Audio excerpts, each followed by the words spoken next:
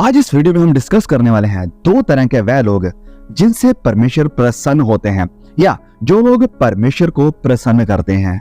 सबसे पहला है हर्ष से देने वाले। जब हम पढ़ते हैं दूसरा कुरिन्थियों अध्याय 9 और उसके वचन 7 में यहाँ पर लिखा है कि परमेश्वर हर्ष से देने वाले से प्रेम रखता है। और यही सबसे बड़ा कारण है कि परमेश्वर ने इंसान को फ्री विल और फ्रीडम दिया हुआ है, यानी पूरी आजादी और अपनी इच्छा से चुनाव करने का अधिकार। अगर आप चाहें परमेश्वर को खुश कर सकते हैं, अगर आप नहीं चाहते तो आप ना करें। इसमें परमेश्वर मुझे या आपको किसी भी तरह से कंपेल नहीं करते हैं, मजबूर नहीं करते हैं।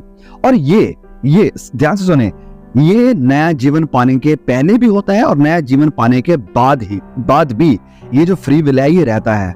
जब आपने पवित्र आत्मा के मसा को भी पा लिया है, ये फ्रीडम, ये आजादी तब भी आपको रहेगी। ऐसा नहीं है कि पवित्र आत्मा का मसा या पवित्र आत्मा की सामर्थ अब आपको रोबोट बना देगी और आप पूरी तरह से उनके कंट्रोल में चले जाएंगे, आपकी फ्रीडम या आपकी आजादी छीन ली जाएगी।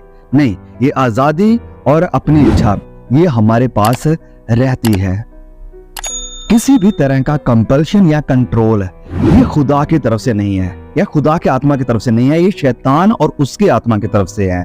किसी भी तरह से किसी को नियंत्रण में करना, अपने कंट्रोल में करना। देखिए, पवित्र आत्मा इंसानों को या किसी को भरता है, द होली स्पिरिट फिल्स पीपल। लेकिन दूसरी तरफ जो शैतान का आत्मा या दुष्ट आत्मा है वो लोगों को पोजेस करती है, उन्हें कंट्रोल करती है। तो अंतर या डिफरेंस ये है कि जब पवित्र आत्मा किसी को भरपूर करता है तो ये पवित्र आत्मा उस इंसान को अभी भी फ्रीडम में रखता है। उसका जो फ्री विल है, जैसे मैंने ऑलरेडी कहा, वो छीना नहीं जाता है। The person still has his free will. वो अभी भी चाहे तो खुदा को रिजेक्ट कर सकता है या अभी भी चाहे तो उसे प्रसन्न कर सकता है। लेकिन दूसरी तरफ जिस इंसान को दुष्ट आत्माओं ने ग्रस्त किया हुआ है, the person who is possessed by the evil spirits, वो इविल स्पिरिट या होगी या दुष्ट आत्माएं होंगी, वो उस इंसान से उसकी आजादी को छीन लेंगी। वो उसके ऊपर अपना पूरा कंट्रोल करेंगे, उनके ऊपर नियंत्रण करेंगे कि जैसे वो चाहती हैं बिल्कुल वो उन्हीं की तरह गलत काम करें, बुरे काम करें। पवित्र आत्मा के जो 9 फल हमें दिखाई देते हैं गलातियों अध्याय 5 वचन 22 और 23 में, तो वहां इन 9 फलों में से एक फल है सेल्फ कंट्रोल यानी संयम। तो पवित्र आत्मा जब किसी के इंसान है तो उस इंसान के अंदर सेल्फ कंट्रोल है, संयम है। लेकिन अगर कोई इंसान दुष्ट आत्माओं के साथ ग्रस्त है, पोजेस्ड है, तो उसकी जिंदगी में कोई सेल्फ कंट्रोल नहीं है। He is out of control, he doesn't have any control. और इसी कारण हमें इस बात को हमेशा याद रखना चाहिए कि जो भी काम हम खुदा के लिए करते हैं, जिस भी तरह की सेवा, काम, मिनिस्ट्री, जो कुछ भी हम खुदा के लिए कर रहे हैं, अगर ये हर्ष से नहीं हो रहा है, आनंद से नहीं हो रहा है, अपने अंदर खुशी से नहीं हो रहा है, वॉलंटियरली अपनी इच्छा से नहीं हो रहा है, आजादी से नहीं हो रहा है, तो ये जो काम है ये डेड काम है, ये मरा हुआ काम है। और हर वो काम जो कि इस इंटेंशन, इन इरादों से किया जाए कि लोग मेरी प्रशंसा करें या मेरी तारीफ हो या इसके बदले में मुझे कोई सैलरी मिले, इसके बदले में मुझे कोई रिवॉर्ड मिले, तो ये खुदा के लिए किया हुआ काम भी डेड काम है, मरा हुआ काम है। और कोई भी पैसा अगर हम प्रभु यीशु मसीह के या परमेश्वर के नाम से देते हैं, जो कि दिया जाता है किसी प्रेशर के कारण कि आपका पास्टर, अपोस्टल, जो भी आपको प्रेशर डाल रहा है कि तुम्हें ये देना ही होगा, अगर आप प्रेशर में खुदा के लिए कोई पैसा दे रहे हो या कोई सेवा कर रहे हो, तो ये खुदा की तरफ से डेड ही माना जाएगा। ये एक डेड वर्क है, मरा हुआ काम है, क्योंकि ये हर्ष से नहीं दिया जा रहा है। तो इस बात को हम कभी ना भूलें कि अगर हम खुदा के लिए कुछ थोड़ा सा ही काम कर रहे हैं और वो आनंद के साथ कर रहे हैं, चीयरफुली कर रहे हैं, अपने मन से, दिल से कर रहे हैं, तो परमेश्वर इससे प्रसन्न होंगे। परमेश्वर इस हमारे छोटे से काम की भी इज्जत करेंगे। लेकिन अगर हम इसके बजाय खुदा के लिए बड़ा बड़ा काम कर रहे हैं, बहुत कुछ कर रहे हैं, ये वो, लेकिन ये हम कर रहे हैं गलत इरादों के कारण, ये हम कर रहे हैं मजबूरी या कंपैशन में, या ये अगर हम कर रहे हैं दूसरे लोगों को प्रसन्न करने के लिए या दिखाने के लिए या दूसरों से वाहवाही पाने के लिए, तो इस चीज से खुदा कभी प्रसन्न नहीं होंगे। And the work is considered nothing. जो कुछ भी हम कर रहे हैं इनकी वैल्यू 0 है। तो सबसे पहली बात, खुदा उस इंसान से प्रसन्न होते हैं, खुश होते हैं जो हर्ष से खुदा को देता है, या हर्ष से या दिल से खुश होकर मन से खुदा के लिए देता है या उसके लिए कोई काम करता है। और तो ये था पहला इंसान जिससे परमेश्वर प्रसन्न होते हैं।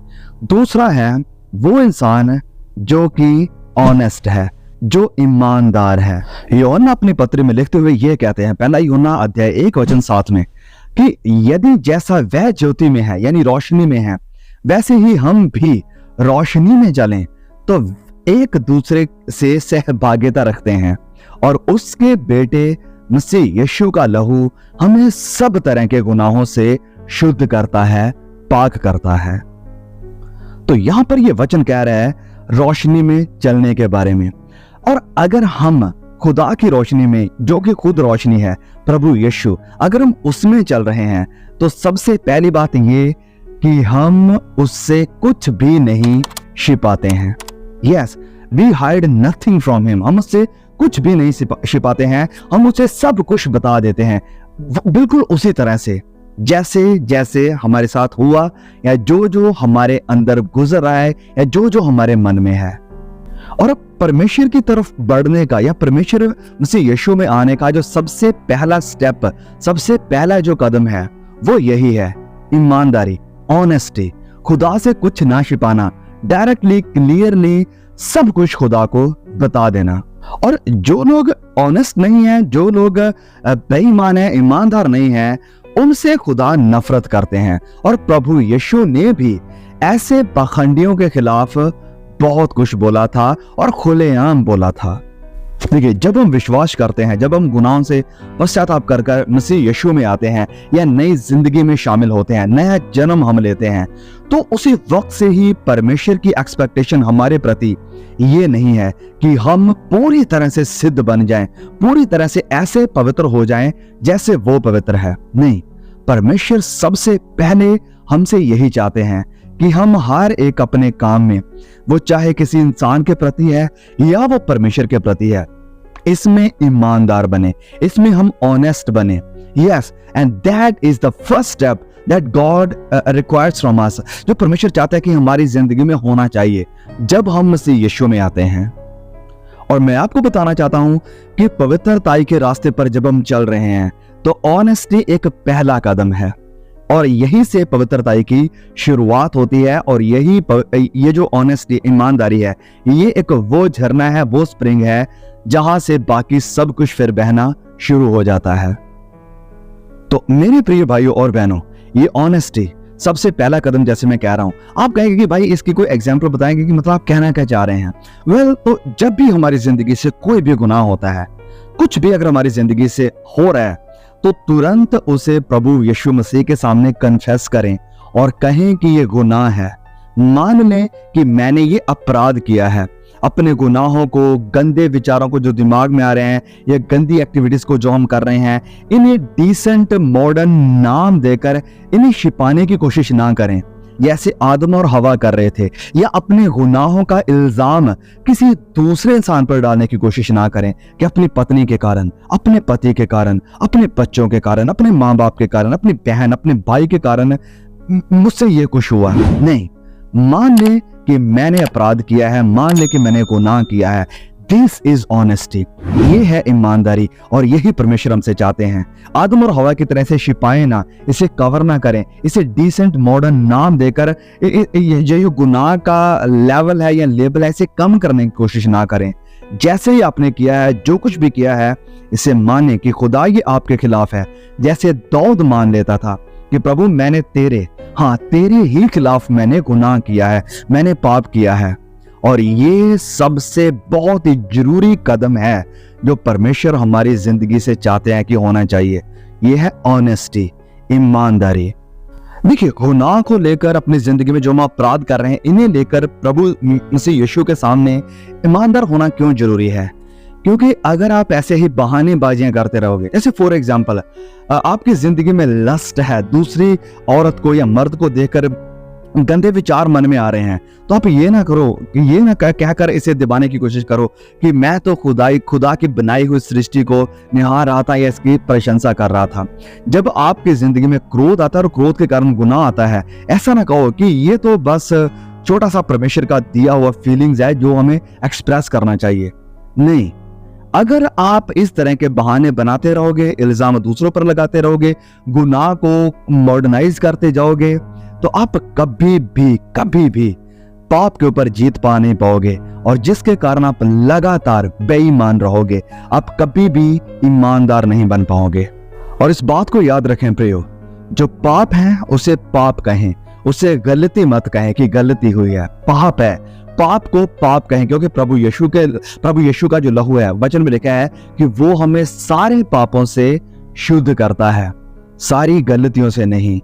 He doesn't cleanse a dishonest person, कि जो इंसान बेईमान है, छिपाने की कोशिश कर रहा है, परमेश्वर प्रभु यीशु मसीह का लहू उसे उसके इन सारी गलतियों से कभी साफ नहीं करेगा, क्योंकि जब तक गुनाह आप मान नहीं लेते हो, आपके गुनाह क्षमा हो नहीं पाएंगे, क्योंकि आप अपने गुनाहों को आदम और हवा की तरह छिपाने की कोशिश कर रहे हो। There is a hope only for the honest people, जो ईमानदार है खुदा के सामने, लोगों के सामने, उनके लिए उम्मीद है।